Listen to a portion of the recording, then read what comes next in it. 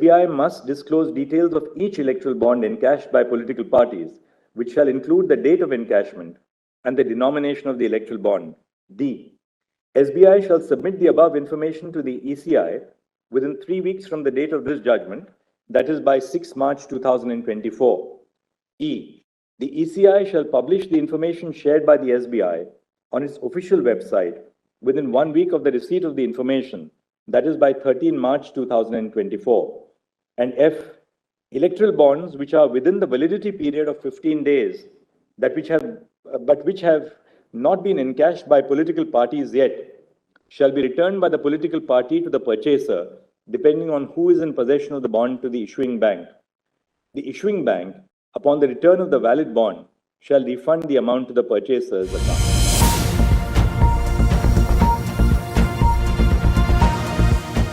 आज हम आपको एक ऐसी खबर बताने जा रहे हैं जो भारतीय लोकतंत्र के भविष्य पर गहरा प्रभाव डालने की क्षमता रखती है। हम बात करें चुनावी बॉन्ड के बारे में, जो राजनीतिक पार्टियों को चुनावी फंडिंग के लिए एक गुप्त और असंवैधानिक तरीका प्रदान करते हैं।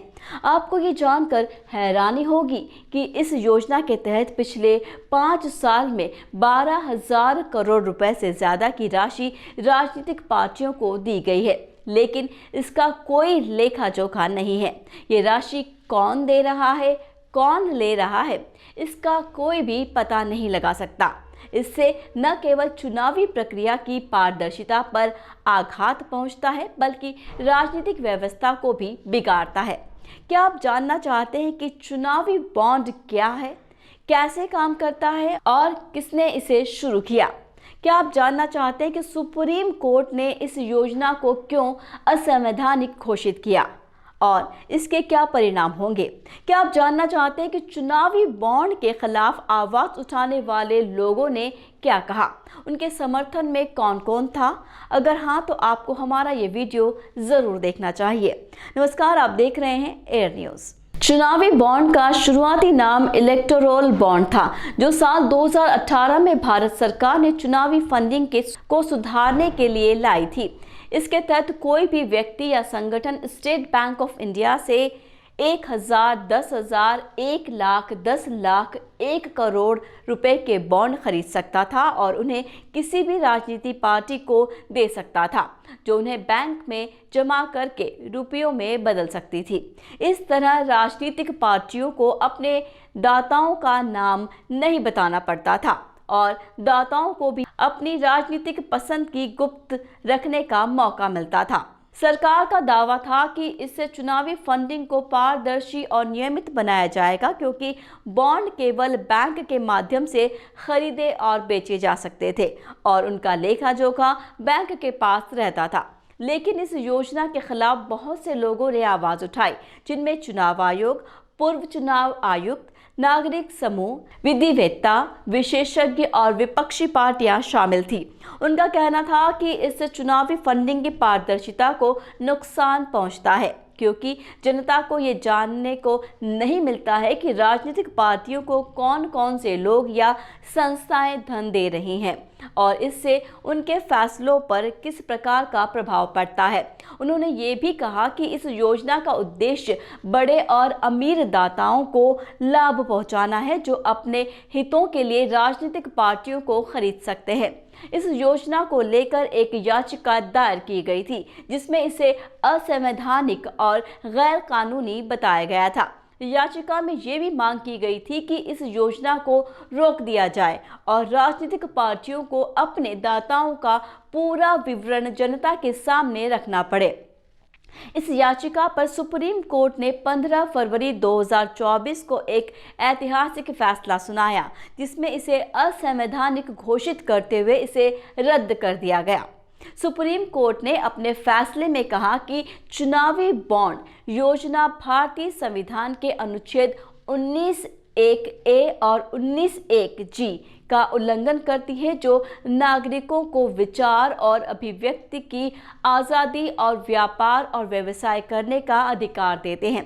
कोर्ट ने ये भी कहा कि चुनावी बॉन्ड योजना चुनावी फंडिंग को गुप्त और अपारदर्शी बनाती है जो लोकतंत्र के लिए खतरनाक है।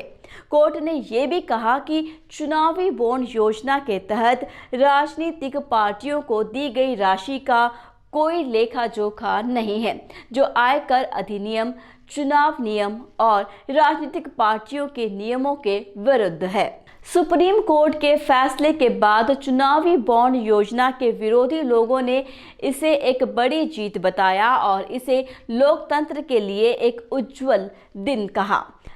उनमें से कुछ ने यह भी मांगा कि राजनीतिक पार्टियों को अपने दाताओं का नाम और राशि का विवरण जनता के सामने लाना चाहिए, ताकि उनके ऊपर किसी भी प्रकार का दबाव या प्रतिकूल प्रभाव न डाला जा सके।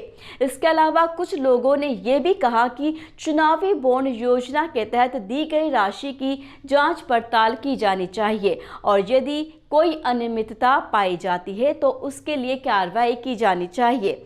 वो ये भी कहते हैं कि चुनावी फंडिंग को अधिक पारदर्शी और निष्पक्ष बनाने के लिए नए नियम और विधियां बनाई जानी चाहिए जो जनता को अपने नेताओं को चुनने में मदद कर सके।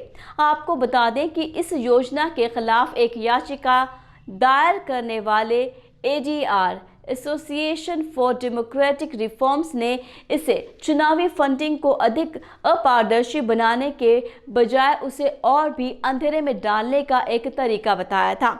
उन्होंने ये भी दावा किया था कि इस योजना के तहत बड़े और अमीर दाताओं को लाभ पहुंचाया जा रहा है, जो अपने हितों के लिए राजनीतिक पार्टियों को खरीद सकते हैं। उन्होंने ये भी कहा था कि इस योजना के तहत राजनीतिक पार्टियों को चुनाव आयोग, आयकर विभाग और अन्य नियामक अधिकारियों के सामने अपने दाताओं का विवरण देने की जरूरत नहीं होती है, जो उनके लिए एक छूट है।